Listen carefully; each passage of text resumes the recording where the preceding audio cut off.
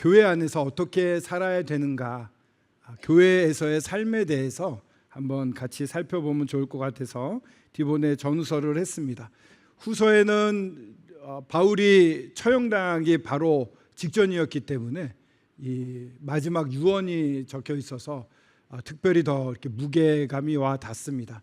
8번에 걸쳐서 저희들이 오후 성경 공부를 하게 되는데요. 디모데전서를 4번 만에 끝내고 디모데후서는 4번에 걸쳐서 하면 좋겠다 이렇게 생각이 됩니다. 디모데전서는 6장으로 되어 있거든요. 그래서 좀 압축을 해서 해야 될 것 같고요.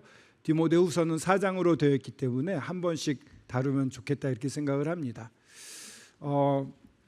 오늘 이제 디모데전서를 공부하면서 이 배경이라든가 그런 좀 총괄적인 것을 우선 말씀을 좀 드려야 될 것 같아서 이렇게 준비를 해봤습니다.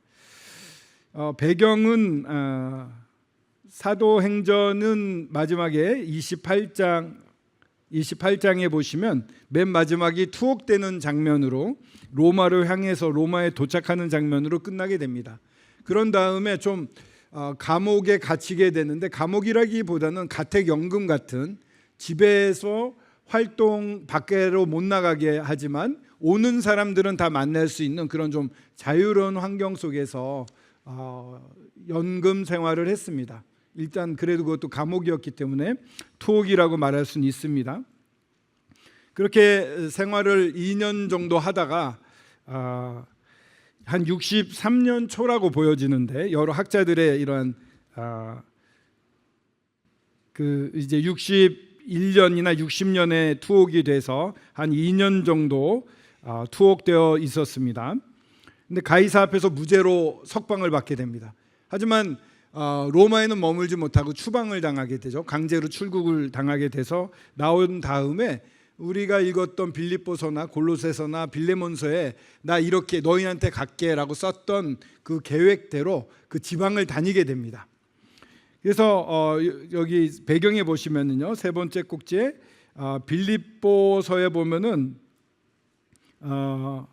이제 디모데를 보낸다 이런 말씀도 있습니다. 그래서 디모데는 빌립보로 먼저 보내진 것 같습니다. 에베소에서 다시 우리 바울을 만나게 됩니다. 에베소가 거점 도시처럼, 거점 교회처럼 되어 있었고 3년에 걸쳐서 가르쳤기 때문에 상당히 애정이 있는 곳이기도 합니다. 그래서 거기서 이제 AD 63년에 바울을 만나게 됩니다. 그래서 디모데와 바울이 이 에베소의 교회에서 머물러 함께 생활을 하다가, 그때 이제 본 것이 바울이 예전에 예루살렘으로 압송되어 가던 사도행전 29장, 압송은 아니고 예루살렘을 향해서 내려갈 때 그때 이 에베소 장로들을 불러서 기도를 했습니다. 기도를 할 때 거짓 이리가 들어와서 자기를 쫓게 만들고 어그러지게 만들 것이다라는 예언을 사도행전 20장 29절에 했는데, 그 우려하던 일이 에베소 교회에서 일어난 겁니다. 거짓 교사들이 들어와서 성도들을 어렵게 하고 있었습니다. 그래서 바울은 이제 마게도냐 쪽으로 넘어가야 됩니다. 여기 보시면은 지도에 보시면 가운데에 아시아라고 되어 있고 에베소가 있지 않습니까? 이 마게도냐라고 하는 것은 2차 전도여행 때 주님이 강권에서 부르신 지역이죠. 헬라의 문화가 왕성한 지역이었습니다. 그 바다 건너편에 빌립보, 데살로니가, 위쪽은 마게도냐라고 하고요, 아덴이나 고린도가 있었던 밑에 지역은 아가야 지역이라고 했는데, 이 마게도냐 지역으로 떠나게 됩니다. 떠나면서 이 에베소에다가 우리 디모데를 남겨놔서 이 거짓 교사들을 좀 잘 다스려 봐라, 뭐 이렇게 얘기를 하고 떠나게 됩니다. 그래서 이제 이게 목회 서신서라고 우리가 보통 부릅니다. 디모데전서, 디모데후서, 디도서를 목회 서신서라고 부릅니다. 어떻게 양들을 돌아보고 어떻게 교회를 돌아봐야 되느냐에 대한 부분이 잘 나타나 있습니다. 근데 이제 종종 저희들이 오해하기 쉬운 거는 디모데한테 개인적으로 보낸 거고 디도에게 개인적으로 보냈잖아요. 그러니까 디모데가 받아야 될 교훈이 쓰여 있다, 목회자로서 받아야 될 교훈이 쓰여 있으니까 우리와는 좀 상관이 없을 수 있다, 이렇게 생각할 수가 있습니다. 근데 그렇지 않다는 겁니다. 여기 목회 서신의 오해라고 밑에 까만 글씨 보시면은 에베소 교회에서도 이것이 널리 읽혀지기를 원했습니다. 그래서 너희가 이런 복수형으로 너희가 이거를 들으라 이런 식으로 디모데전서 6장이나 디모데후서에도 또 디도서에도 이렇게 쓰여져 있습니다. 이렇게 너희라는 복수형으로 쓰여서 여러 교회가 같이 읽기를 바라는 마음이 있었던 것을 알 수가 있습니다. 그래서 목회자에게만 보낸 편지가 아니라 이 교회에서 어떻게 해야 되는가에 대해서 잘 알 수 있는, 그리고 굉장히 시간이 그래도 예수님이 돌아가신 후에 30년이 지나서 교회가 어느 정도 안정이 되어가는 가운데 쓰여진 책이라고 말할 수가 있어서 교리적으로 좀 안정이 됐다고 할 수가 있습니다. 그래서 파송 메시 근데 그러면은 여기 한 가지 질문을 해보겠습니다. 디모데는 에베소 교회의 장로였을까요? 목회를 했을까요? 그거 좀 헷갈립니다. 그래서 목회 서신이라고 그래서 가서 목회를 했구나 이렇게 생각하기가 쉬운데, 사실은 엄밀하게 따져보면은 장로로 목회의 또한 직분을 받아서 한 건 아니다. 이렇게 순회 사역자처럼 파송돼서 특별한 임무를 맡아서 가서 메신저 역할을 하던 그런 역할을 했다. 파송 메신저라고 그럴까요? 아니면 순회 사역자라고 말할 수가 있을 것 같습니다. 유럽에서는 이런 분들이 많이 있습니다. 영국이나 또 일본 같은 경우에도 지난번에 왔던 야마모리 형제님도 그런데 이렇게 지역 모임에 가서 복음도 전하고요, 교리 하나님의 말씀도 가르칩니다. 그래서 여름 같은 경우에는 한 달 정도 여러 모임을 방문해서 이 전도 여행을 떠나십니다. 그거는 영국에도 마찬가지라고 하더라고요. 그런 분들은 전심 사역자 이렇게 불리우기도 하고, 그 모임에서 어떻게 좀 공개를 안 하고 모임에서 이렇게 헌금이나 이런 걸로 생활을 보장하지 않고 이렇게 다니시는 걸로 생활비를 충당하시곤 하더라고요. 근데 그렇게 그런 순회 사역자가 실제로 지금도 존재하는데, 그 당시에 벌써 디모데가 그렇게 했던 것, 아마 디모데가 원조가 되겠죠. 디모데는 가서 이 특별한 가르침을 가르치기 위해서 거짓 교사들을 잠재우기 위해서 갔다, 제어하기 위해서 갔다 이렇게 볼 수가 있습니다. 그래서 바울이 마게도냐, 혹자는 빌립보 교회가 아니겠느냐 이러고, 또 혹자는 더 밑에 아가야에 있는 고린도에서 이 편지를 쓴 게 아니겠느냐 이렇게 얘기를 합니다. 그래서 64년경 여름경에 첫 편지 디모데전서를 보낸 것으로 대부분의 성경학자들은 보고 있습니다. 목회 서신의 오해라고 해서 아까 말씀드린 대로 목회자만이 봐야 되는 게 아니라 우리들이 봐야 된다. 왜냐? 주제를 보시면은요, 지역교회의 행동 지침, 어떻게 행하여야 하나, 교회 안에 참된 그리스도인의 삶, 이렇게 주제를 붙일 수 있는데요, 디모데전서 3장 15절에 나와 있는 말씀이 이 디모데전서의 주제가 됩니다. 다 같이 한번 읽어보겠습니다. 시작.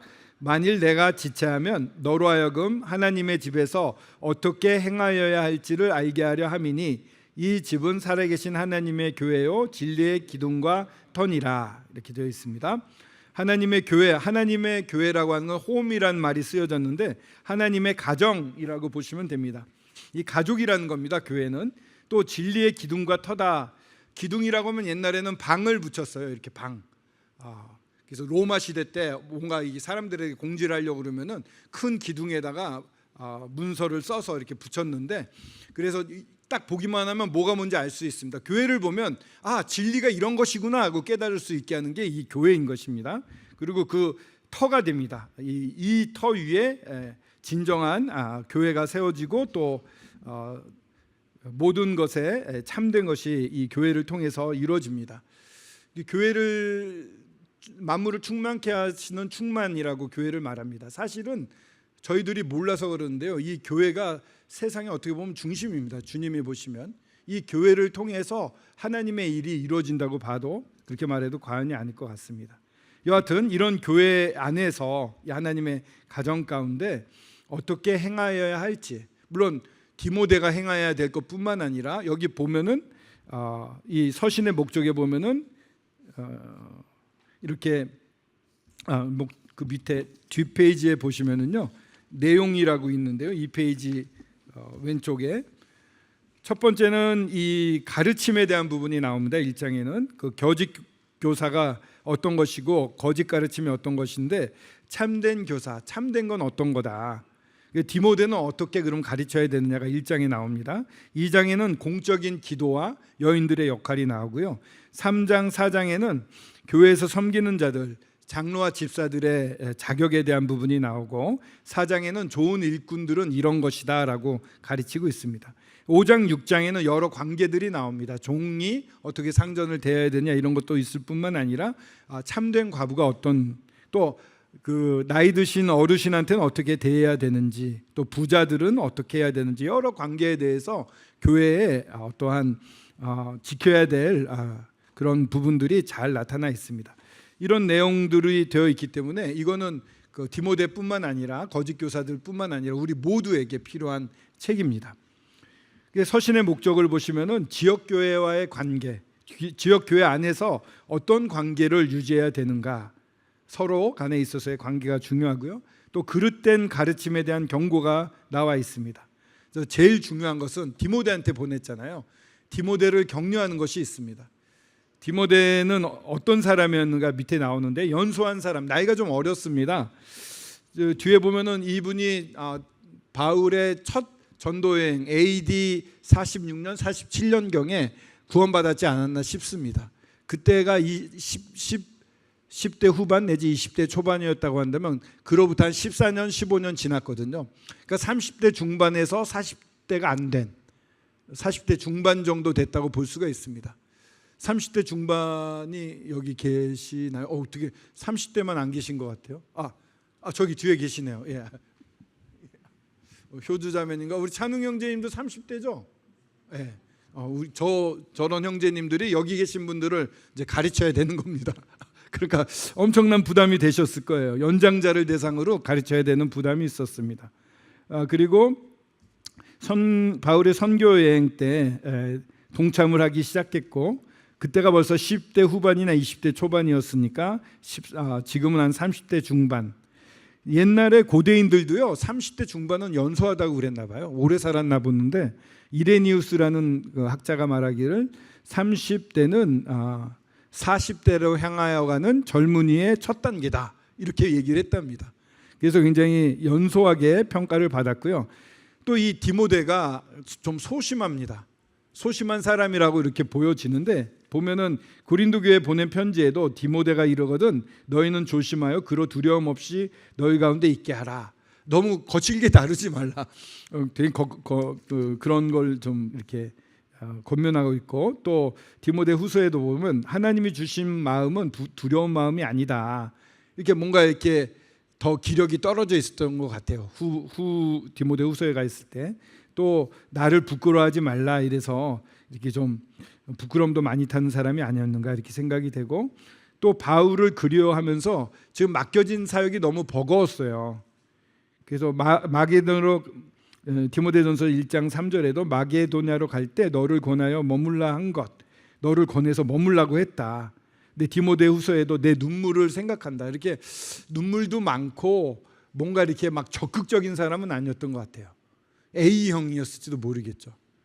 상관이 없을까요? 저는 B형이라서 이렇게 천방지축이라고 늘 얘기를 듣는데 저도 소심합니다. 사실은 소심한데 소심한 사람이었다고 보여지고요. 또 체질도 약했다고 보여집니다. 그 디모데전서 5장 23절에 보면은 이 위장에 잘 듣게 포도주를 마시라고 하거든요. 이거 약으로 쓰라는 거기 때문에 이게 반복적인 위장병에 고생을 하고 있었구나. 이것도 알 수가 있습니다.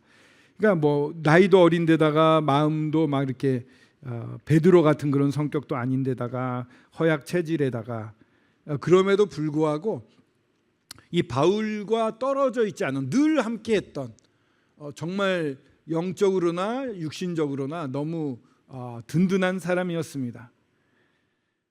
제가 좀 이거는 제가 이제 야마모리 형제님이 얼마 전에 왔다 가셨는데 2000년도부터 캄보디아를 방문을 매년 여름마다 한 20일씩 했습니다. 2주 정도씩 했는데 한 3년 4년 연속으로 갔었습니다. 근데 가면은 이제 그분과 제 나이가 한 20살 정도 차이가 나거든요. 굉장히 저를 의지를 하고 좋아하셨습니다. 특별히 어떤 데 좋아하냐면은 선교지에서 음식이 나오면 다 못 드시거든요. 그럼 사람들이 안 볼 때 저한테 반을 주십니다. 그럼 저는 1.5인분 먹어서 든든하고 형제님은 단촐하게 먹어서 좋고 둘 다 잘 먹으니까 그 대접하는 분들은 기뻐하고 뭐 그런 동역부터 시작해가지고 형제님의 영적인 모습을 많이 보았고 그 언제나 곁에서 즐겁게 해드리는 역할을 했었는데 약간 그런 거와는 훨씬 다르겠죠. 왜냐하면은 핍박을 받는 전도 여행, 돌에 맞아서 죽게 되거나 이랬을 때도 피하지 않고 함께 늘 있었던, 늘 위로가 되었던, 그리고 영적으로 성장해서 주님을 최우선으로 살고 있었던 그런 모습들을 디모데 가운데서 볼 수가 있습니다. 어떻게 그러면 동행하게 되었는가? 바울이 1차 전도여행 때 루스드라라는 곳에서 고난을 받았습니다. 근데 그때 아마 디모데가 거기서 그런 모습을 보면서 예수 그리스도를 영접하지 않았을까? 물론 이제 이 디모데의 가정은 어머니와 외조모가 믿음의 가정이긴 했습니다. 그래서 믿음의 토대에서 살았는데 아마 온전히 자기 자신을 드리려는 헌신을 이때 하지 않았을까 이렇게도 볼 수가 있습니다. AD 47년경인데 그래서 바울의 2차 전도여행 때 사람들에게 칭찬받던 디모데가 바울과 함께 바울이 이제 이 루스드라 근처에 왔을 때 함께 만나서 전도여행을 시작하게 됩니다. 그래서 마게도냐까지 가고 빌립보, 데살로니카도 가고 그런 데서 뭐 채찍질 맞고 막 그 험한 일을 당하는데 그 옆에 늘 있었습니다. 또 디모데를 베레에다 남겨두고 아덴으로 갔다 고린도에서 합류를 해서 디모데가 데살로니카 전서라든가 후서 이런 것들을 그 소식을 듣고 이제 편지를 보내지 않습니까? 이런 전령의 역할, 정말 시원한 사람, 최측근, 그러니까 바울의 마음을 잘 알아서 바울이 원하는 것을 잘 듣고 잘 전하고 잘 행동하는. 근데 이 모습은 바울과 디모데에게 다 보여지는 모습인데 그 모습의 원형은 예수 그리스도에 있습니다. 예수님이 이 땅에 오셨을 때 요한복음 같은 데를 보더라도 때가 되매 뭐 그런 어떠한 시점이 나옵니다. 그러니까 예수 그리스도가 이 땅에 오셔서 완전한 사람으로 오셨는데 그 안에는 완전한 하나님이 계셨습니다. 근데 그 능력을 빌립보서에서 나와 있는 것처럼 2장 5절에 자기 자신을 비웠다고 그랬거든요. 자기의 능력을 사용하지 않았습니다. 자기를 위해서. 그러나 아버지 하나님이 원할 때 순종해서 그 능력을 사용했다라고 이렇게 보는 견해들이 있는데 저도 거기에는 동의를 합니다. 그래서 아버지가 뭘 원하시는지를 보고 아버지가 원하시는 타이밍에 아버지가 원하시는 일을 하던 그 모습, 그러한 모습으로 바울은 예수 그리스도 앞에 나아가서 예수님에게 원하시는 것, 내 안에서 역사하시는 이의 역사를 따라 나도 힘을 다하여 수고를 한다라고 바울이 고백하지 않습니까? 역사하시는 분을 보고 순종해서 했죠. 그리고 그런 바울을 보면서 디모데도 배운 것이죠. 그래서 주님의 뜻을 여쭐 뿐만 아니라 이 바울이 원하는 하나님의 나라를 확장시키는 이 귀한 사역에 함께 동행하며 배워서 그대로 마음을 시원케 하는 사람이었습니다. 그래서 헬라인이 부친이었고 어머니는 유대인이었어요. 근데 할례를 받게 합니다. 2차 전도여행 때. 왜냐하면은 이 디모데는 디도와 달리 이 바울과 함께 동행하면서 회당에서 들어가서 말씀도 전하고 그래야 되거든요. 근데 아버지가 헬라인이다 그러면 이방인이라는 공격을 받기 때문에 할례를 받게 합니다. 근데 디도는 그렇게 안 했거든요. 그러니까 율법주의자들이 할례를 받아야 된다고 공격을 해서 받은 거 아니라 이 디모데를 더 주님 앞에서 잘 쓰임 받을 수 있게 하기 위해서 할례를 받게 했다 이렇게 보면 됩니다. 그러니까요, 이 원칙이라는 것이 전반적인 교회나 어떠한 주님의 인도하심에는 큰 흐름이 있습니다만 그때그때 주님께 여쭤보는 게 굉장히 중요합니다.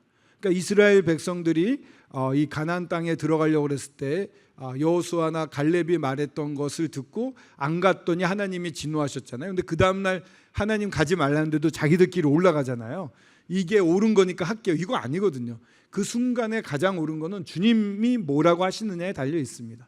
저희들은 성령을 소유하고 성령이 저희 안에 있어서 하나님의 뜻을 다 알 수 있는 한 명 한 명입니다. 교회도 그런 곳이라고 생각을 합니다. 어떠한 앞선 분이 다 인도해 가는 게 아닙니다. 이 앞선 분이 많이 앞섰다고 그럴까요? 어떠한 일을 하다 보니까 전체를 볼 수 있는 눈이 생기잖아요. 그럼 전체가 이렇게 되면 하나님의 뜻이 이렇게 했구나 하고 하나님의 뜻을 먼저 발견하겠죠. 발견하고 이것을 성도들에게 말하고 성도들도 성령을 다 한 명씩 다 모시고 있기 때문에 아멘이 됩니다. 아멘이 되어서 이제 같이 나가는 게 하나됨의 아름다운 모습입니다. 근데 어떤 형제님하고 일본 모임을 갔는데 그 모임에서도 예배당을 그 외국 선교사한테 그분들이 헌신을 해서 땅과 건물을 샀어요. 근데 참 그분들도 독특한 게 그걸 나중에 재정적으로 다 헌금이 되니까 돌려드리더라고요. 돌려드리고 그 다음에 우리 이제 헌금도 어느 정도 있으니까 예배당을 새로 집시다 이랬는데 그 중에 성도님들 중에 일부가 그냥 건물 괜찮은데 씁시다 이런 거예요. 그럼 보통 이제 모든 장로회나 많은 분들이 짓자고 그랬으면은 이렇게 우리나라 같으면 좀 밀어붙이기를 할 텐데 기도를 하더라고요. 그래서 반대하던 분들이 반대를 안 하는 시점에 건축을 하면 좋겠습니다라고 기도를 했고 그렇게 몇 년 뒤에 건축을 했습니다. 근데 그것을 들은 어떤 사역자 형제님이 저렇게 어떻게 일을 하지? 답답해서 어떻게 일을 하나 이런 얘기를 하시는 걸 보았습니다. 그래서 이 좀 아쉬웠던 게 그 정말 주님의 뜻이라면 그 일부러 육신적으로 방해하는 분들은 이제 가르침도 필요하고 교제도 필요하겠지만 그렇지 않은 이유 가운데 마음이 하나가 되지 않으면 참 기다리는 것, 주님이 명확하게 인도하실 수 있을 단계까지 기다리는 것이 참 중요하다라는 것을 말할 수가 있습니다. 그렇게 살아왔던 그 바울이죠. 바울도 아세아에서 더 전도하고 싶었는데 하나님이 막으셨잖아요. 그때 이제 기도를 했을 때 마게도냐로 건너오라고 그랬을 때 바로 순종을 합니다. 자기 생각이 뚜렷하고 좋은 선한 일이라 하더라도 주님의 인도하심을 받아야 되는 것이죠. 바울의 3차 이제 이 페이지에 가시면 바울의 3차 전도행에도 다 동행을 합니다. 그래서 마게도냐와 아가야 성도들이 예루살렘에 큰 기근이 있다는 얘기를 듣고 연보를 하거든요. 그 연보하는 것도 그 여행에도 동행을 합니다.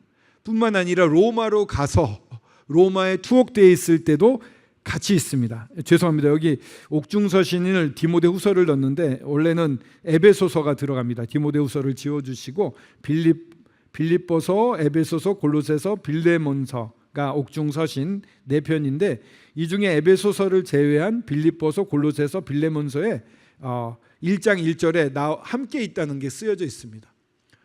그러니까 이 감옥에 갇혀 있고 그때는 그렇게 핍박이 심하진 않았지만 이 일이 있고 이제 2차 투옥되는 사이에 로마에 큰 방화가 있고 그렇습니다. 그래서 이 불을 낸 게 그리스도인이다 이렇게 누명을 씌워서 정말 탄압을 하기 시작하는데 그 전이라서 그렇게 아주 힘든 건 아니었지만 그래도 감옥에 갇혔잖아라는 말 한마디로 뭔가 문제가 있다는 것을 알고 다들 꺼려하게 될 수도 있는데 이 디모데는 그렇지 않았습니다.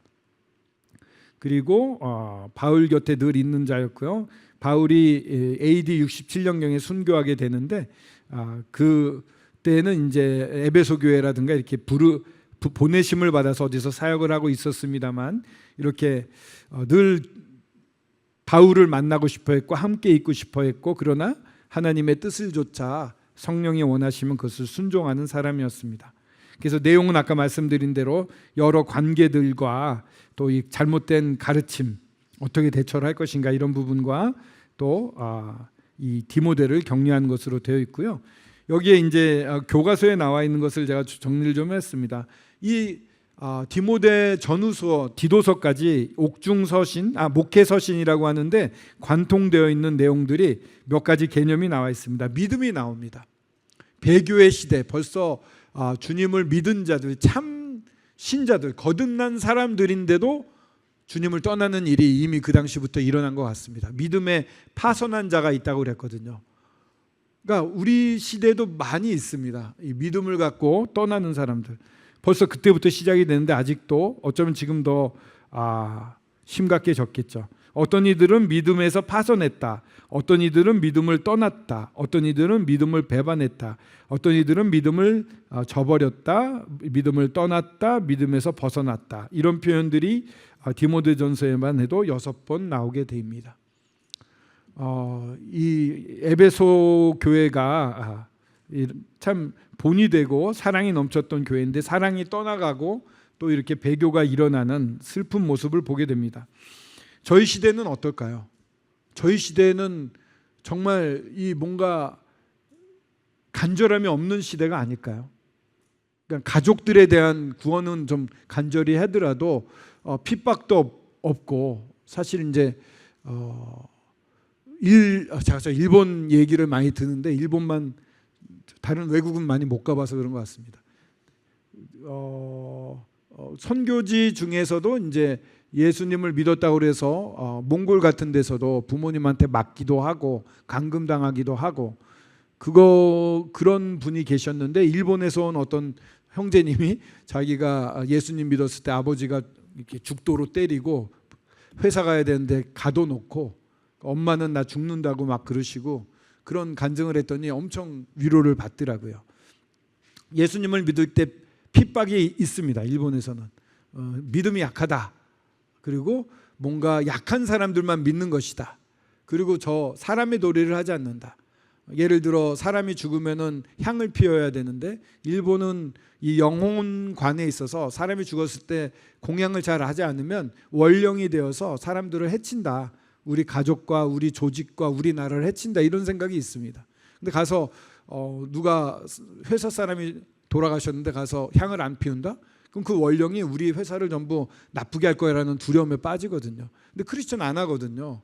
이기주의자고 아주 왕따를 당하게 됩니다. 그런 핍박이 있어서 그런지 일본의 모임들은 여전히 좀 뜨겁게 주님을 섬기는 모습을 봅니다. 20년 전에 갔을 때나 지금이나 이 전도하는 열심이나 성도들의 어떠한 자세나 이런 게 흐트러짐이 없어요. 물론 다 그렇진 않고 제가 교제하는 아마 건강한 모임들은 그런 것 같습니다. 근데 저희들을 보면은 일본 성도님들이 한국의 모임 이러면요 전도의 나라, 기도의 나라 이렇게 알고 있었거든요. 그러니까 엄청 기도하고 그래서 후지와라 형제님 쓰러졌을 때도 한국의 모친님들한테 연락을 해서 나를 위해 기도해 주십시오. 형제님 회복됐거든요. 이 모친님들의 기도 덕분이다라고 아주 굳게 믿고 계세요.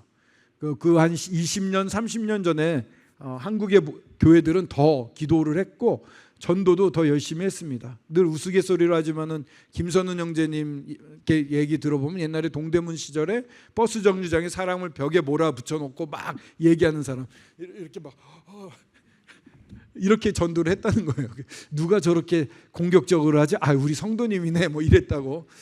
그렇게 그냥 전도도 열심히 했는데 지금은 사실 좀 많이 미지근해진 것 같은 생각이 듭니다. 그런데 그래도 이 배교는 안 되죠. 주님을 떠나면 안 됩니다. 연약한 믿음 가운데 계속해서 저희 교회의 구도자들이 연결되고 또 거듭나는 역사들이 일어나고 이런 것들은 저희 교회가 그래도 건강하다라는 것을 말씀드릴 수가 있습니다. 또 바른 교훈이라고 그래가지고요. 바른 교훈에 대해서도 밑에 보시면은 바른 교훈, 바른 말 이래서 디도서까지 해서 한 6번 이상 나옵니다. 이 바른이라고 말하는 것은 의학적 용어래요. 의학적으로 건강하게 하다 이런 뜻이랍니다. 그래서 더 풀어서 말하면 영적인 건강을 의미합니다. 바른 교훈, 영적으로 건강하게 하는 교훈. 그러니까 어떠한 말씀을 가르치거나 했을 때 영적으로 성도들이 건강해지고 또 이렇게 전도가 일어나고 교회가 단단해지지 않는 말씀은 의미가 없는 겁니다. 그런 바른 교훈에 우리가 창념을 해야 된다고 이렇게 말씀을 하고 있고요. 또 선한 양심, 양심에 대한 얘기가 이렇게 5번, 6번 정도 나옵니다. 양심은 하나님의 말씀을 나한테 적용시키는 기준이라고 말할 수 있을 것입니다. 양심이 선하고 깨끗하면 하나님 말씀에 아주 민감하게 반응을 하게 됩니다. 근데 이게요, 그냥 한두 번 무시하게 되면은 무딘 양심이 되고요. 나중에는 화인 맞은 양심이라고 뒤에 나오거든요. 화인을 맞아서, 화인 맞으면 어떻게 됩니까? 이렇게 화상을 입으신 분들 알지만 여기 흉터가 생기면 나중에 꾸덕꾸덕해지면 감각이 없어지잖아요. 화인 맞았다, 이것은 이제 감각이 없어지는 거예요. 어떤 나쁜 짓을 해도 괜찮은 겁니다. 사람을 앞만 속여도 아무렇지도 않는, 사람을 공격해도 아무렇지도 않은. 그러니까 이 성도 가운데서도 배교하는 일이 일어날 수 있기 때문에 이와 같은 일들도 충분히 일어날 수 있습니다. 그래서 우리가 선한 양심을 갖는 것이 중요하다는 것을 계속해서 말하고 있습니다. 또 경건한 삶과 경건한 모양이 필요합니다. 교훈을 잘 듣잖아요. 좋은 말씀 듣잖아요. 그거가 그러면은 정말 열매를 맺고 있느냐를 어떻게 알 수 있느냐 하면은 경건한 삶이 있느냐로 알 수가 있습니다. 그러니까 말은 그렇게 듣고 삶은 다르다. 그래서 이 바울이 말씀을 전할 때 그렇게 얘기하잖아요. 바울이 말씀을 전하면 강단에서 내려오지 않기를 바랬대요. 왜냐하면 하나님의 은혜라든가 하나님에 대한 것을 너무, 예수 그리스도에 대해서 너무 명확하게 잘 가르쳐 주니까 계속 듣고 싶은 거예요. 근데 바울이 단에서 내려오면 올라가지 않기를 바랬대요. 좀 모순되는 것 같죠. 왜냐? 가르친 대로 사는 거예요. 이 말씀의 뜻은 저렇게 살라는 거구나. 저런 거구나. 그러니까 조금 경우가 다를지 모르지만 그 야마모리 형제님하고 그 더운 캄보디아를 막 다닙니다. 하루 종일 다니고 먹고 교제하고 밤에 옵니다. 그러면 형제님 또 말씀을 성도들이 받은 게 좀 반응이 안 좋다 이러면 말씀을 또 주제를 바꿔서 막 연구를 하시거든요. 밤새 합니다. 근데 저는 자고 형제님은 밤을 새는 것 같은데, 그리고 그 다음날 또 활발하게 움직이세요. 그러면서 그 형제님이 저녁 때 기도를 하시는데 주님이라면 이렇게 보셨겠구나. 이 주님의 관점에 기도를 하시는 거예요. 그러니까 오늘 경험했던 게 새로운 빛으로 보이는 겁니다. 너무 놀라웠습니다. 그러니까 이 관점 자체도 다른 것 같아요. 세상을 보는 관점, 주님의 관점이 무엇인지로 보고 또 그렇게 행동을 하십니다. 그러니까 주님이 원하시는 행동을 하는 거예요. 그러니까 그걸 또 가르치시고, 그러니까 말씀을 가르친 분이 그렇게 사니까 그 말씀은 엄청난 힘이 있습니다. 그런 이런 경건한 삶, 경건한 모양은 필수입니다. 말씀, 강단에서 전해지는 말씀은 반이고 그대로 사느냐가 나머지 반입니다. 그게 온전한 말씀이라고 할 수가 있는데, 그런 경건한 삶이 매우 중요하다. 이거는 강대상에서 말씀 전하는 분만이 아니라 우리도 마찬가지죠. 저희들이 간증하고 생활하지 않습니까? 저희들이 말하고 권하고 복음 전하고 그랬으면 그렇게 살아야 되는 게 너무 당연한 것이라고 말씀드릴 수 있을 것 같습니다. 경건하게 사시고 계시리라 믿고요. 또 선한 것, 선하다는 말도 위에서 나왔던 바른이라는 말에 이렇게 거기서 나온 파생된 말씀이라서 의학적으로 건강하다 이런 뜻을 가지고 있다고 합니다. 선한 것, 양심, 율법, 싸움, 기도, 선행, 증거, 만물 다 이렇게 선해야 된다는 것을 말하고 있습니다. 여기 이 말씀이 저는 굉장히 좋은데 1장 5절에 보시면 이 교훈의 3페이지 맨 위에 있습니다. 이 교훈의 목적은 청결한 마음과 선한 양심과 거짓이 없는 믿음에서 나오는 사랑이다. 바른 교훈, 이 하나님의 경륜을 일으키는 하나님의 경륜, 여기서 나왔던 하나님의 경륜은 바꿔 말하면 하나님이 구원시키는 계획, 하나님의 구원의 섭리, 이런 것이라고도 말할 수 있는데, 그런 것을 대표하는 게 복음이라고 말할 수 있어요. 복음은 이렇게 구원받는 그것이 아니라 그리스도의 삶의 전체를 복음이라고 말해도 괜찮습니다. 왜냐하면 로마서가 복음서인데 그거는 성도들의 삶까지 다 다루거든요. 이것이 바로 바른 교훈인 것입니다. 근데 이 교훈을 하는 목적은 어떤 것을 나타내기 위한 건데, 그게 무엇이냐면 청결한 마음. 정말 청결한 마음을 우리가 가지고 삽니까? 선한 양심. 아까 말씀드린 대로 정말 민감하게 반응하신 거죠. 거짓이 없는 믿음. 외식되는 게 없습니다. 척하지 않습니다. 연약한 대로 다 드러내는 그런 믿음에서 나오는 사랑, 이런 게 세 요소가 있을 때 진정한 사랑이라고 할 수가 있습니다. 그리스도의 사랑이 이런 것이라고 말할 수 있는데, 이 내용이 디모데 전서 후서에 쫙 흐릅니다. 정말 깨끗한 청결한 마음으로 살고 있습니까? 선한 양심입니까? 거짓이 없는 믿음에 머물러 있습니까? 우리가 말씀을 많이 듣고 많이 연구하는 이유는 여기에 있습니다. 박준영 형제님이 소천하시기 전에 자주 찾아뵀습니다. 제가 너무 많이 찾아뵈서 일찍 소천하신 게 아닐까 싶을 정도로 매일 아침마다 이렇게 방문을 했는데 이 말씀을 하셨어요. 요즘 정말 이 부분이 다시 한번 우리가 깨우쳐야 되는 부분이다. 청결한 마음과 선한 양심과 거짓이 없는 믿음에서 나오는 사랑 가운데 우리가 있는가, 이렇게 말씀을 하셔서 더더욱 기억에 남습니다. 자, 시간이 제가 한 2시부터 시작한 것 같은데요. 이 디모데전서 1장부터 20절의 본문인데요. 그냥 핵심만 좀 잡아보겠습니다. 잡아보고 분방 교제를 바로 갖도록 하겠습니다. 첫 번째는 이제 인사가 나오고요. 크게 4단계로 나눠봤습니다. 저희들은 그냥 교제하는 거니까요. 예. 그럼 디모데전서 1장을 한번 보겠습니다. 인사말이 나오고 거짓 교사들에 대한 경고가 나옵니다. 그리고 은혜로우신 하나님께 감사를 하는 장면이 나오고요. 디모데에게 재차 경고를 합니다. 거짓 교사들을 다루라고 남겨놨기 때문에 이 거짓 교사들에 대한 행태에 대해서 이야기를 합니다. 거짓 교사들의 특징은 이런 거야. 율법을 이렇게 사용하고 그러니까 은혜로 구원받았는데 율법을 섞어가지고 엉망진창을 만들어서 결국은 사람의 종을 만들려고 하는 거야. 이게 이제 거짓 교사들은 자기들을 섬기게 하려고 그랬고요. 그 당시에는 가르치고 돈을 받는 사꾼들이 많이 있었습니다. 그러니까 금전적인 것이나 어차피 이 사람들을 지배하려는 목적은 그런 위에서 군림하면서 재정적인 돈을 뜯기 위한 목적이었다고 볼 수가 있거든요. 그런 거짓 교사들은 어떤 종류인가를 말하고, 그 다음에 은혜로우신 하나님께 감사를 드리는 것은 바울 같은 정말 죄인 중에 괴수라고 스스로를 고백하는 그 죄인이었던 사람이 어떻게 은혜를 잊게 되어서 이렇게 변화를 입고 또 율법이 아닌 은혜로 가르치고 있다.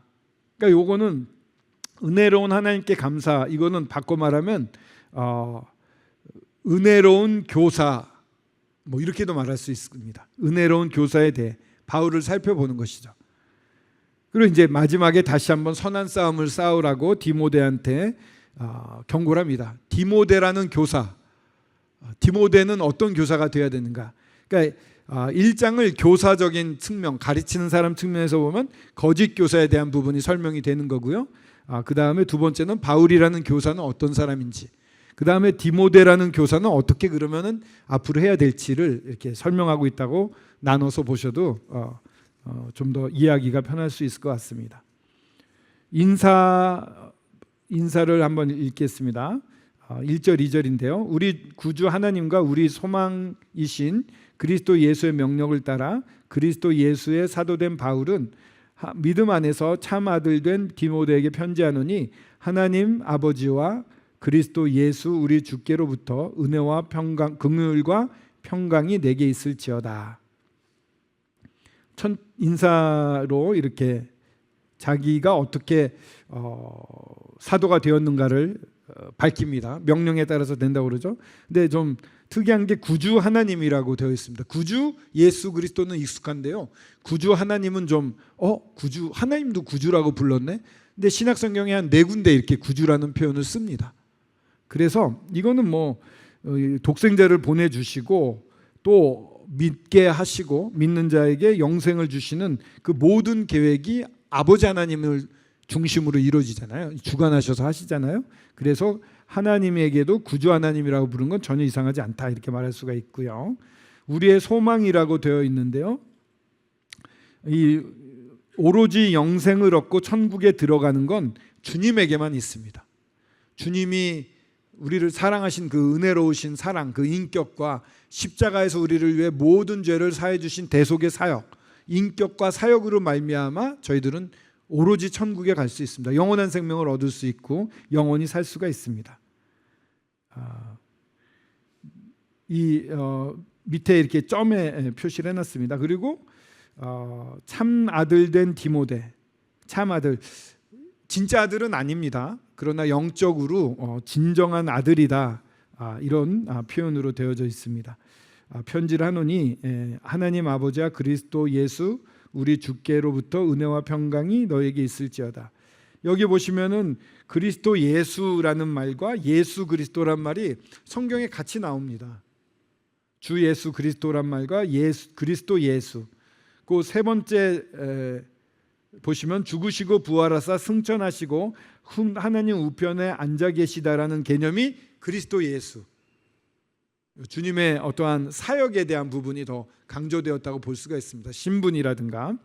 근데 이제 예수 그리스도라고 했던 거는 여기 쓰여 있는 것처럼 완전한 사람으로 오셔서 그 십자가에 달려 주셨던 우리 예수님의 인성, 이런 부분을 더 강조해서 말할 때는 예수 그리스도, 그리스도 예수. 이게 어떤 사본에는 그리스도 예수라고 써 있는 데도 있고 예수 그리스도, 똑같은 부분이 이렇게 바뀌어 써 있는 경우도 있는 것 같아요.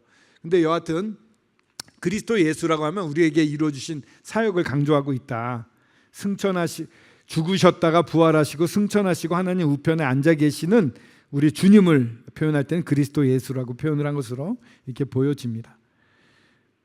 그런 놀라우신 주님으로부터 은혜와 긍휼과 평강이 내게 있을지어다. 은혜와 평강이라는 표현은 많이 씁니다만 여기 긍휼이 들어가 있습니다. 긍휼은 스스로 구원할 수 없는 자를 불쌍히 여기시고 보호하시고 보살피는 그런 것을 이제 긍휼이라고 표현할 수가 있습니다. 불쌍히 여기시는 거죠. 예.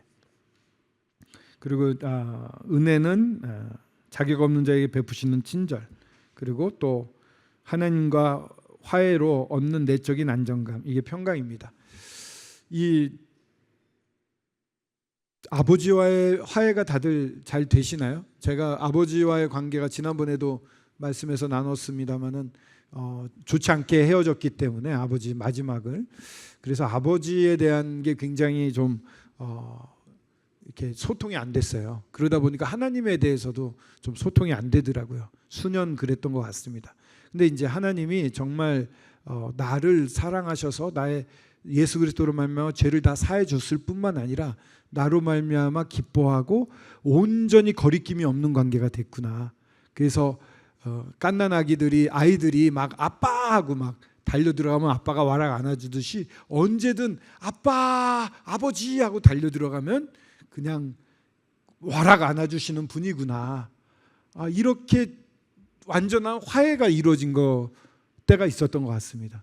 그럼 다음에는 아버지를 생각하면 아버지 선한 분이시지, 나한테 최선을 다해 주시지, 아버지가 계시니까 괜찮아, 어려움이 닥쳐오더라도 괜찮아, 주님이 해주셔, 전에도 이렇게 보살펴줬고 지금도 보살펴주시고 앞으로도 보살펴주시고 최선으로 해주실 거야 라는 편안한 마음이 들거든요. 이게 이제 평강이라는 말을 이렇게 표현할 수 있다는 생각이 듭니다. 이게 하나님으로 말미암아 각각에게 주어지기를 바라고 있는데 디모데에게도 주어지기를 바라고 있고, 이 성경을 읽고 있는 여러 독자들, 이 에베소 교회 성도 아니면 저희들에게까지도 이 은혜와 긍휼과 평강을 늘 누리기를 바라고 계신 것 같습니다. 이제 거짓 교사들에 대한 경고가 3절에서 11절까지 나옵니다. 우선 3, 4절을 보면요, 내가 마게도냐로 갈 때 너희를 권하여 에베소에 머물라 한 것은 어떤 사람을 명하여 다른 교훈을 가르치지 말며 신하와 끝없는 족보에 몰두하지 말게 하려 함이라. 이런 것은 믿음 안에 있는 하나님의 경륜을 이름보다 도리어 변론을 내는 것이라. 이 다른 교훈을 가르치고 있다는 겁니다. 건강한 복음이 아니라 다른 교훈을, 이런 가르치지 말라고 명령을 받았습니다. 또 그런 사람들에게 명령하라고 말하고 있습니다.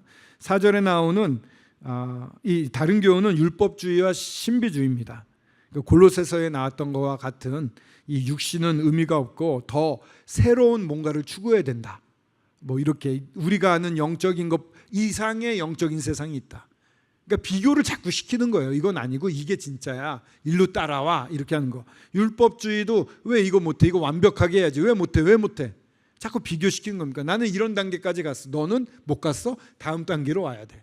근데 율법은요, 죄를 알게 하기 위해서 주신 거거든요. 그러니까 죄를 깨닫게 하기 위해서 주신 거죠. 그 나쁜 사람들한테 주신 거예요. 내가 정말 잘못하고 있구나 이걸 알게 하기 위해서. 근데 그것을 건강한 성도한테 적용한다? 이거는 아주 잘못된 가르침이 되는 겁니다. 그리고 여기 신하와 끝없는 족보라고 그랬는데 이 말라기 이후에 이 예수 그리스도가 오시기 사이에 중간기라고 하잖아요. 그때 엄청나게 세속화되는 그 믿음을 새로 살리려고 바리새파들이 열심히 운동을 하고 했습니다. 그래서 그들이 만들어낸 여러 책들이 있습니다. 그러니까 율법을 더 강화시키는 거예요. 더 영적으로 살아야 돼 우리는 이러면서 율법을 강화시킨 그런 족보라든가 성경에 나와 있지 않는 족보까지 다 다룬 족보도 있고요. 그런 신화도 있습니다. 그러니까는 창세기부터 사도 바울까지 사울까지의 어떠한 이런 족보들이 쫙 나와 있는 그런 것들을 더 중시하는 겁니다. 이 하나님의 가르침보다도 그게 더 중요하다고 하면서 사람들을 혼란에 빠뜨리는 거죠. 하나님의 경륜을 이루지 못한다고 되어 있습니다. 하나님의 경륜은요, 일본어 성경에 이렇게 쉽게 나와 있더라고요. 하나님의 구원의 계획, 하나님의 경륜, 그 하나님의 구원의 계획이다. 그러니까 하나님의 구원의 계획과 섭리, 하나님의 섭리를 말한다고도 말할 수 있을 것 같습니다. 근데 이런 것을 이 하나님의 계획을 이루는 것보다 변론이라는 것은 다툼, 싸움 이런 걸 말합니다. 원어적으로 싸움을 일으키게 한다. 거짓 교사들은 그렇게 하는 겁니다. 이 사람들을 굴복시켜서 자기 밑으로 끌어와야 되거든요. 그 5절 이 교훈의 목적은 청결한 마음과 선한 양심과 거짓이 없는 믿음에서 나오는 사랑이거늘. 이 잘못된 다른 교훈이 아니라 참된 교훈의 목적은 여기 있다는 겁니다. 청결한 마음을 갖게 하고요, 깨끗해지게 하는 겁니다. 근데 가식적인 사람이 암만 가르쳐도 가식적으로밖에 안 됩니다. 정말 청결한 사람이 자기 자신을 다 드러내놓고 힘들어하면서 그러면서 추구하면서 변화되는 그런 모습을 보면서 본을 받고 같이 변화될 수가 있습니다. 가르침과 삶이 그래서 필요한 겁니다. 청결한 마음과 선한 양심과 거짓이 없는 믿음에서 나오는 사랑. 예.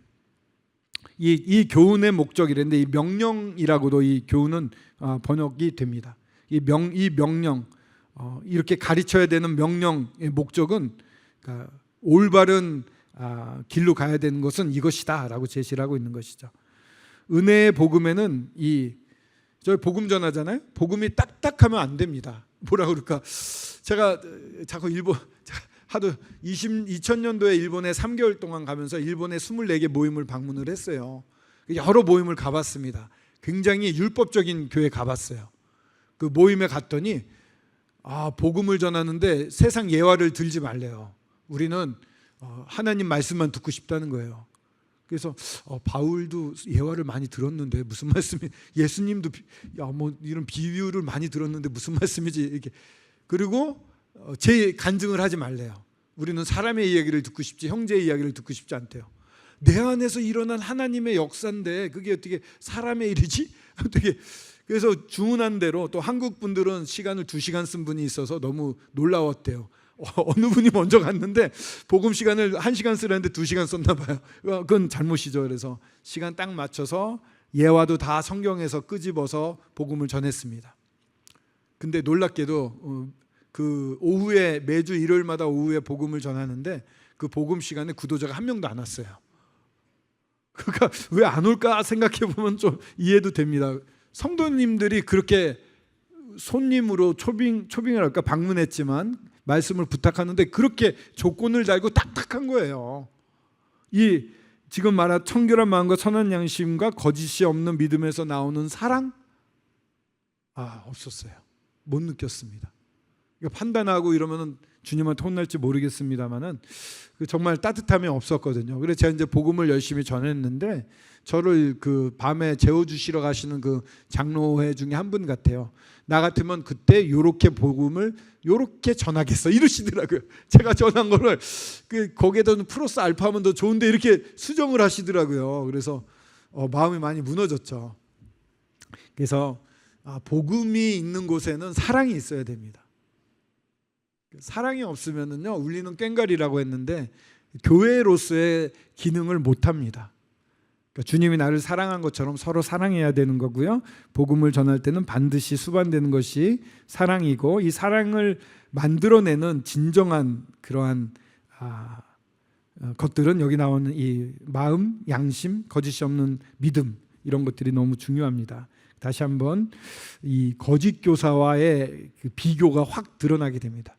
이런 것이 없으면은 참된 가르침이라고 할 수가 없을 것 같습니다.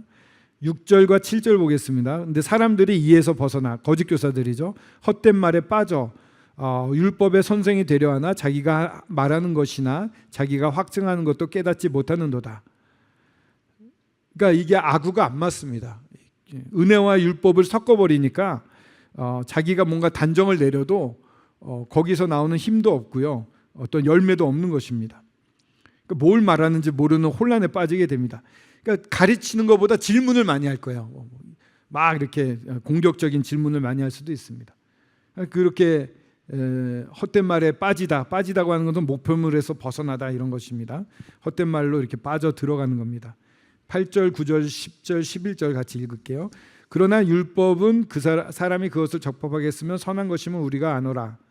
알 것은 이것이니 율법은 옳은 사람을 위하여 세운 것이 아니요 오직 불법한 자와 복종하지 아니한 자와 경건하지 아니한 자와 죄인과 거룩하지 아니한 자와 망령된 자와 아버지를 죽이는 자와 어머니를 죽이는 자와 살인하는 자며 음행하는 자와 남색하는 자와 인신매매를 하는 자와 거짓말을 하는 자와 거짓 맹세를 하는 자와 기타 바른 교훈을 거스리는 자를 위함이니 이 교훈을 내게 맡기신 바 복되신 하나님의 영광의 복음을 따름이니라. 선한 것입니다. 율법은요, 그 자체는 선합니다. 정말 완벽한 겁니다. 여기서 선하다고 하는 건 완벽하다고도 표현할 수 있는데 완벽한 것입니다. 근데 이 율법을 사용할 때는 옳은 사람한테 적용하는 것이 아니라 여기 말씀한 대로 불법한 자, 잘못하는 사람들한테 그걸 제시함으로 내가 죄인이구나, 잘못하고 있구나, 이걸 알게 하기 위한 것입니다. 그래서 율법은 율법답게 써야 됩니다. 죄를 깨닫게 하기 위한 것, 구원의 도구가 아니라는 거예요. 중요한 것은 구원을 시키기 위해서는 절대 안 됩니다. 율법을 어떤 분이 이렇게 얘기를 했답니다. 율법을 지켜야 했는데 율법을 지켜야 되는데 안 된다. 지금까지도 전혀 못 지켜왔다. 앞으로도 전혀 못 지킬 것이다. 율법을 잘 설명한 말입니다. 그래서 율법은요, 죄를 깨닫게 하는 것이지 구원에는 전혀 도구가 될 수 없습니다. 그러니까 죄를 깨닫고 내가 죄인이구나 하는데 쓰임을 받겠죠.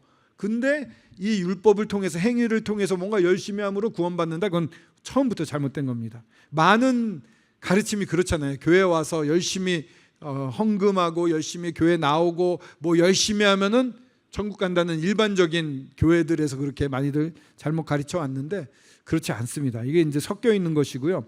또 하나는 뭐가 문제냐면 갈라디아서에 나오는 문제인데, 구원을 받고 은혜로 구원받잖아요. 그럼 성장을 해야 되는데 이때 내 열심으로 하는 사람들이 있습니다. 내 의로 열심히 해야지, 이거 왜 안 했어, 해야지, 저거 해야 되는데 해야지, 뭔가 정해놓고 그걸 해야 된다라는 것에 사로잡혀서 하는 거.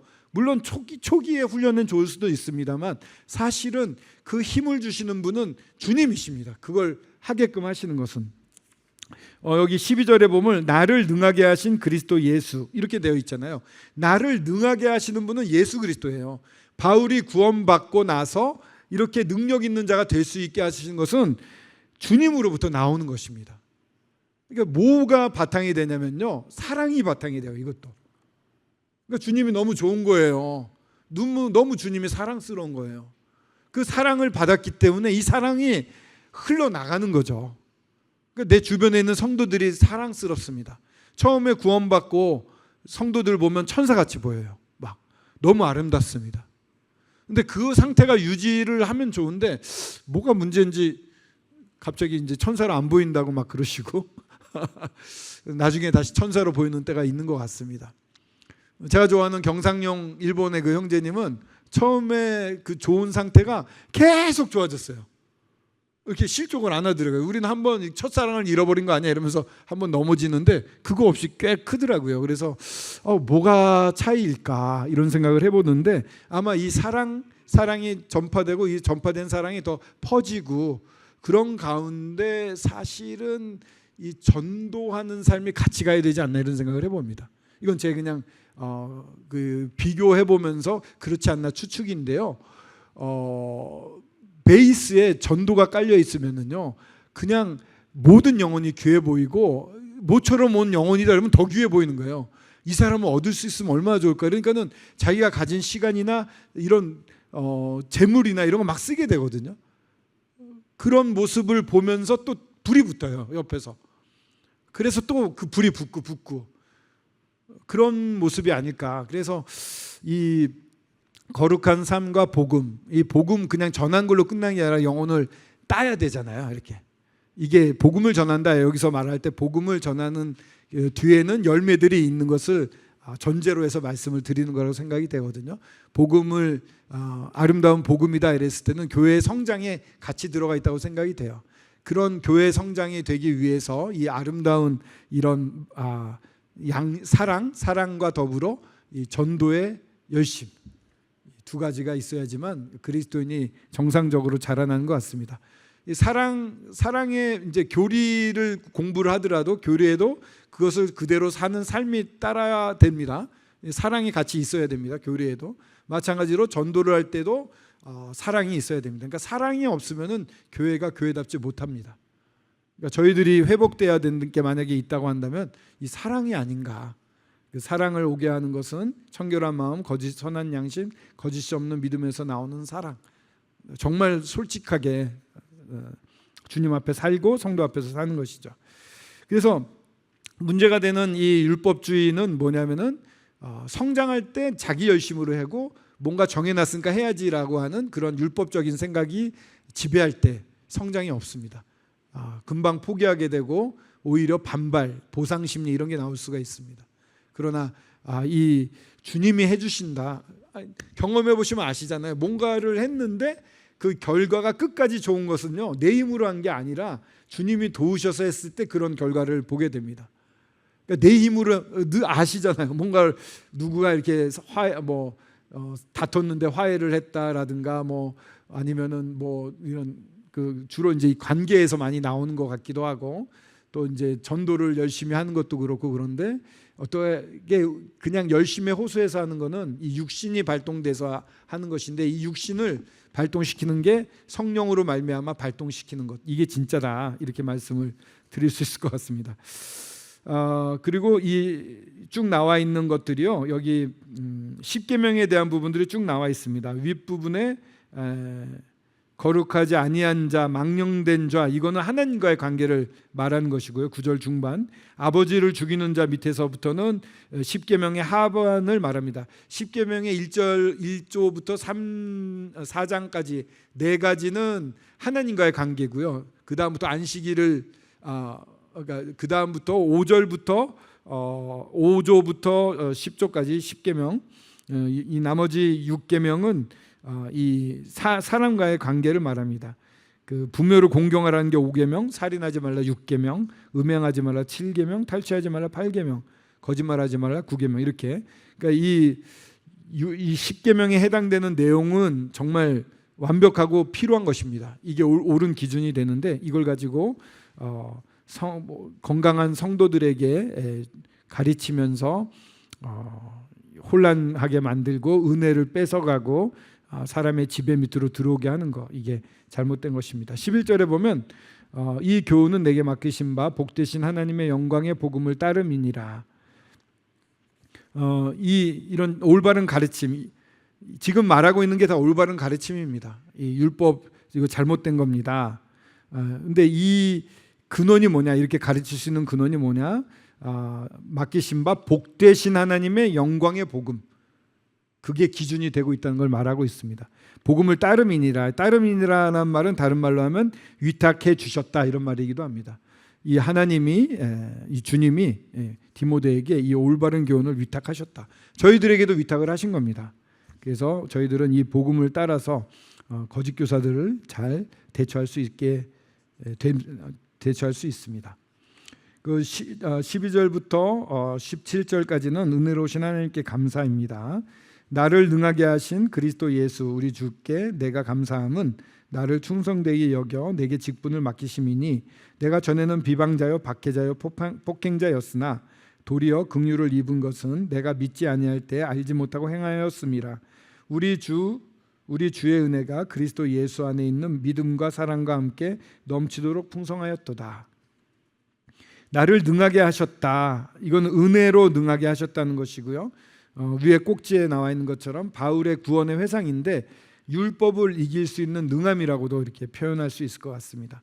구원받는 건 율법이 아니고요. 은혜로만 구원을 받는 것입니다.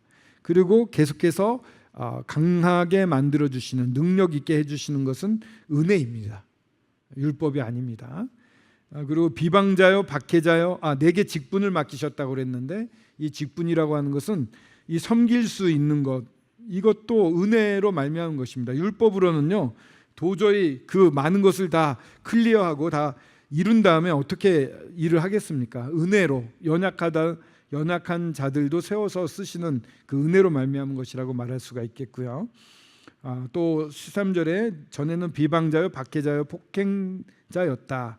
예수 그리스도를 비방했습니다. 하나님을 모욕하는 일을 함부로 말했던 것이죠. 그리고 또 이 박해자 그 많은 스데반의 죽음을 옆에서 보증을 쓰거나 많은 크리스천들을 잡아다가 고문하고 투옥하고 또 아예 먼 데까지 잡으러 가다가 예수 그리스도를 만나게 되지 않습니까? 그렇게 실질적으로 박해를 했고요. 폭행자 물론 그 가운데 폭력을 썼을 뿐만 아니라 이 잔인한 마음을 또한 표현하고 있다 이렇게 볼 수가 있습니다.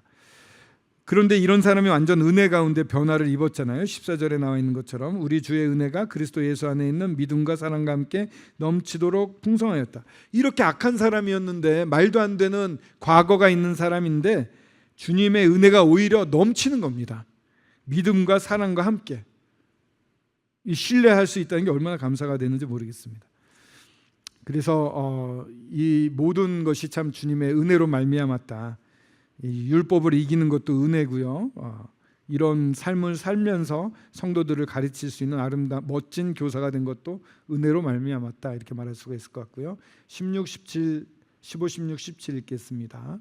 미쁘다 모든 사람이 받을 만한 이 말이여 그리스도 예수께서 죄인을 구원하시려고 세상에 임하셨다 하였도다.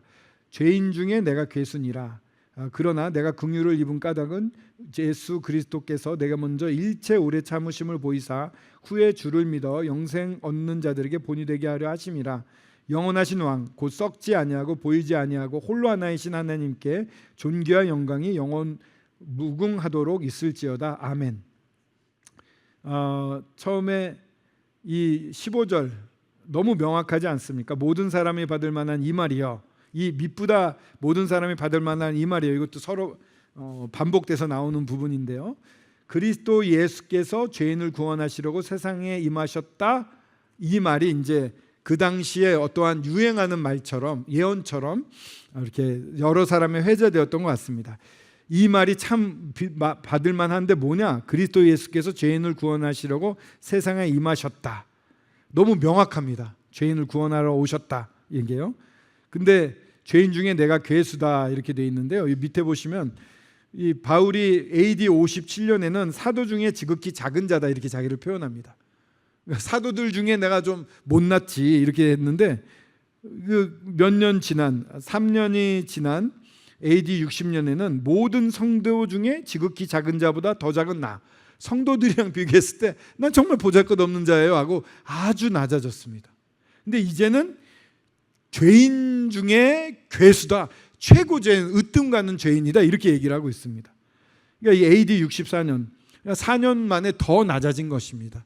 이게 성장이죠. 그리스도인에게 있어서는 정말 내가 민감해져서, 죄에 대해 민감해져서 이건 정말 죄인가? 이렇게 두려워 떠는 자, 그래서 정말 이걸 떨쳐버리고 주님을 닮아가려고 노력하는 자, 정말 주님이 전부이고 나는 아무것도 아닙니다, 주님이 전부입니다라고 고백하는 자, 그러니까 이런 자들인 겁니다.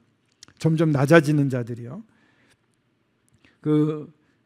내가 긍휼을 입은 까닭은 예수 그리스도께서 내게 먼저 일체 오래 참음을 보이사, 이렇게 불쌍히 여김을 받고 보함을 받는 까닭은 예수 그리스도께 있다. 여기 그리스도가 그리스도 예수가 아니라 여기서는 예수 그리스도, 예수님의 이 땅에 오셔서의 사랑과 그 인품, 이런 거 나타낼 때는 예수 그리스도를 이렇게 쓰여지는 것 같은데요. 정말 일체 오래 참으셨어요, 주님이. 그러니까 나 같은 사람을 이렇게 오래 참아주시는 분이네. 보세요, 여러분, 낭망하지 마십시오. 여러분 중에 정말 믿지 않을 것 같은 친척이나 자녀가 있다 하더라도 나 같은 자조차도 이렇게 오래 참아주셨는데 절대로 포기하지 마십시오. 주님은 구원해 주십니다. 이런 본으로서도 말씀을 해주시는 거죠. 이 자리에 없어서 뒷담화를 좀 해야 되겠습니다. 우리 윤영채 형제님 계시는데요. 너무 뒷담화인데 이거는 아주 생활이 이거 되게 싫어요. 진짜 하면 안 되는데 싸움을 잘합니다. 그래서 동네 깡패랑 싸워도 이길 정도 고등학생이 대단한 사람이었습니다. 근데 그 성격이 그대로 가서 왜 이런 얘기를 하지? 나쁜 얘기만 다 했는데 그래서 정말 가족들이 그러니까 이제 막 이동림 자매님이 교회에서 늦게 오면은 성경을 막 던지고 막 그랬다는 거 아니에요. 정말 무서웠어요. 불 같은 사람. 차 운전하다가 앞에 사람하고 맨날 싸우고 밤에 계속 자본 적이 없대요. 2-3시간에 한 번씩 깼대요, 민감해서. 그래서 주변 고모가 미국에 있거든요. 그 자매님이 구원을 절대는 아니지만 받더라도 모든 가족이 다 받은 맨 마지막에 받을 것이라고 생각을 했답니다. 근데 일체 오래 참으심으로 구원하시는 거예요.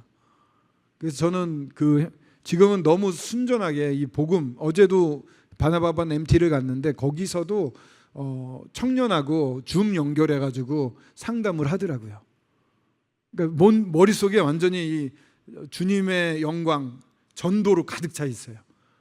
이거는 정말 주님의 은혜, 주님이 살아계시다는 것을 보여주시는 증거가 아니겠습니까? 그러니까 그 형제님을 볼 때마다 너무 행복합니다. 구원교제를 막 할 때 제가 바빠 보였나 봐요. 그때도 내가 빨리 예수님 믿어서 친구가 하는 일을 도와줄게 이랬거든요. 그때 40대였거든요. 그러니까 무슨 40대 구원받아서 어떻게 그렇게 일을 할까 이랬는데 지금 너무 더 앞서서 일하고 있잖아요. 이런 걸 보면서 하나님 살아계시고 능력이 많으시고 긍휼하신 분이시고 정말 오래 참으시는 분이시다, 이런 것을 말씀드릴 수 있습니다. 친구한테는 좀 미안하네요. 이렇게 주님의 영광을 돌리려고 친구를 아주 주님이 미안해요. 네. 개인 중에 죄수였던 사람을 이제 건지셔가지고 본이 되게 하셨고요.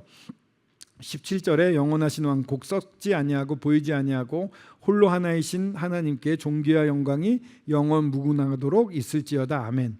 이 부분을 좀 깊이 묵상하신 다음에 다음 주 예배 때 한번 예배를 드리면 좋을 것 같습니다. 저도 오늘 이 말씀을 묵상하는데 다른 부분으로 이렇게 예배를 드리게 됐는데요. 묵상하시면 좋겠고요. 자매님들도 침묵의 제사장이라고 합니다. 예배 나오실 때 예배문을 좀 작성하셔서, 작성까지 안 하더라도 준비를 해서 오시면은요, 조용한 시간에 예배를 드려 보십시오. 그러면 솔직히 이런 말 하면 맞는지 어떤지 모르지만 예배의 질이 달라집니다. 정말 주님을 대면하고 있는 것 같은 이 주님의 임재 가운데 충만함을 느끼게 되거든요. 그러니까 예배를 좀 준비해 보시면 좋을 것 같습니다. 그리고 이제 디모데에게 재차 경고를 합니다. 아들 디모데야, 내가 내게 이 교훈으로 명하노니 전에 너를 지도한 예언을 따라 그것으로 선한 싸움을 싸우며 믿음과 착한 양심을 가지라. 어떤 이들은 이 양심을 버렸고 그 믿음에 관하여는 파선하였느니라. 그 가운데 후메네오와 알렉산더가 있으니 내가 사탄에게 내준 것은 그들로 훈계를 받아 신성을 모독하지 못하게 하려 함이라. 이 교훈으로 명하는데 너를 지도한 예언, 이게 이제 좀 여러 해석들이 있더라고요. 디모데를 지도한 예언이 무엇이냐? 그 당시에는 신약 시대 초기에는 선지자들이 있었습니다. 그러니까 선지자들이 디모데에게 넌 앞으로 이렇게 섬길 것입니다라고 그 디모데에 대한 예언을 했던 대로라고도 볼 수가 있고요. 아니면은 하나님이 바울을 통해서 보여주신 디모데의 앞으로의 역할, 예언 같은 것들을 바울에게 주셨을 수 있죠. 그걸 가지고 디모데를 잘 지도를 해왔는데 그 지도한 예언을 계속 따라서 해라, 이렇게도 할 수 있고, 또 어떤 분은 사도에게는 좀 특별한 권능이 있었을지도 모른다, 이렇게 얘기를 합니다.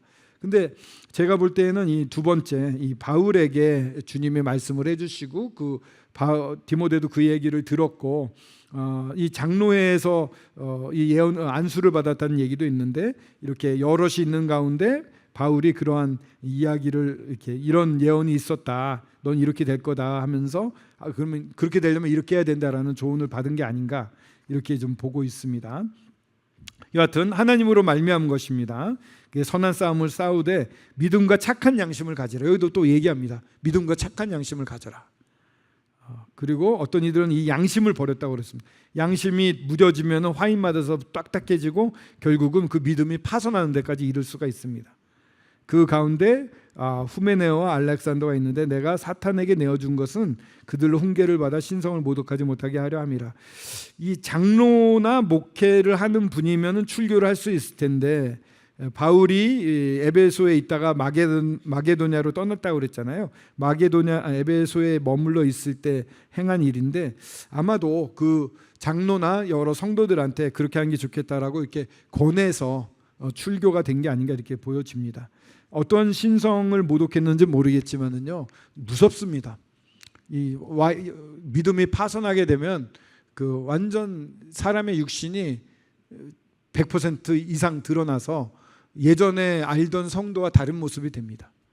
그런 건 뭐 경험해 볼 필요가 없는데 정말 믿음에 관하여 파손할 수 있다, 이 부분을 경고로 저희들이 받으면 좋겠고요. 첫 번째 마음, 아까 말씀드린 청결한 마음과 선한 양심과 거짓이 없는 믿음, 이 부분을 우리가 잘 스스로 살펴서 그래서 그 사랑이 넘치는 저희들이 되었으면 좋겠습니다. 그룹 교제안이 세 가지가 있습니다. 간단하게 이렇게 잡아봤는데